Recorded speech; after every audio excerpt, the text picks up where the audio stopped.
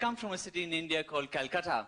And about 2 years back, I was lying in the sun getting a massage while my maid cleaned the dishes, the chef cooked food, the chauffeur washed the car. When I thought to myself, to hell with this life. I'm going to the first world.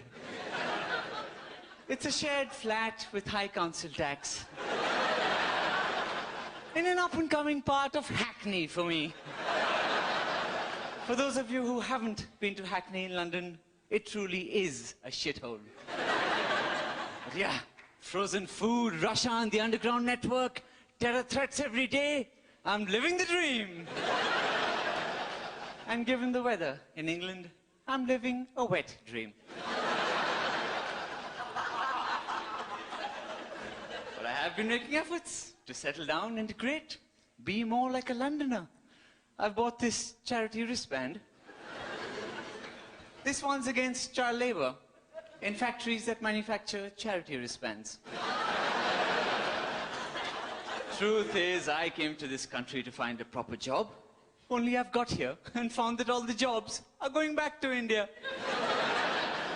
Really, I don't understand what the fuss is all about. You don't hear me complaining about the fact that we have no doctors in India. Because they're all here. For the same reason, India is quite different to what you might imagine. No newsagents or 7-Elevens. No cab drivers. No bloody chicken tikka masala. The whole country is just full of computer programmers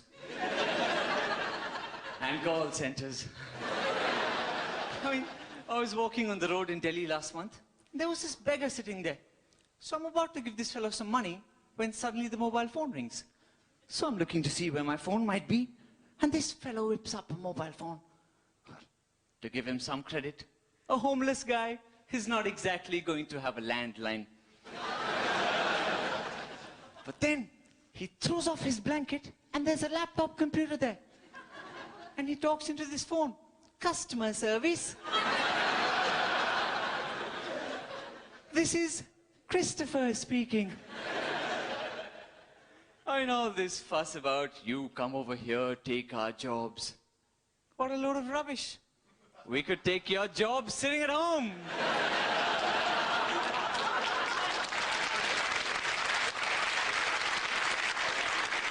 Anyway, what can I say? My grandfather was quite keen for me to come to the UK. He used to say that the sun never sets on the British Empire. Of course, I've got here and found that the sun never bloody rises in the British Empire. You know, when I got to this country at immigration, they put me through a Britishness test. And I thought to myself, are we so different from Great Britain? You're the only country I know that puts an adjective before their name. I mean, why not amazing Britain? Or fucking awesome Britain? Then even the abbreviation can be fab. But I mean, are we so different? Half of your public transportation is bollocks. Half of our public transportation is bullocks. You waste far too much time talking to somebody who you think is an idiot at the other end of a call center telephone call. So do we.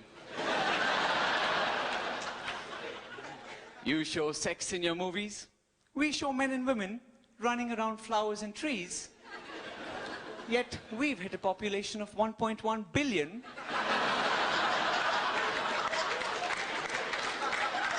Apparently through cross-pollination. So like I was saying, they put me through this Britishness test. The most confusing multiple choice questions. Complete the sentence. To be or not to A. B. B. C. I mean, of course I passed. And then this officer comes up to me and he says, your English is pretty good for an Indian, isn't it?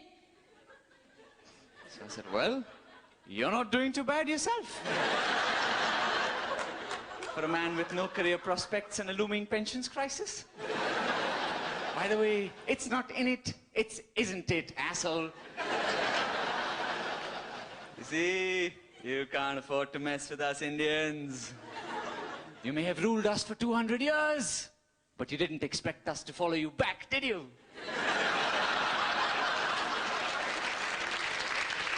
If you've been upset by anything that I've said today, I don't give a shit. Heck, I come from the land of the Kama Sutra. I could fuck you in more ways than you can count.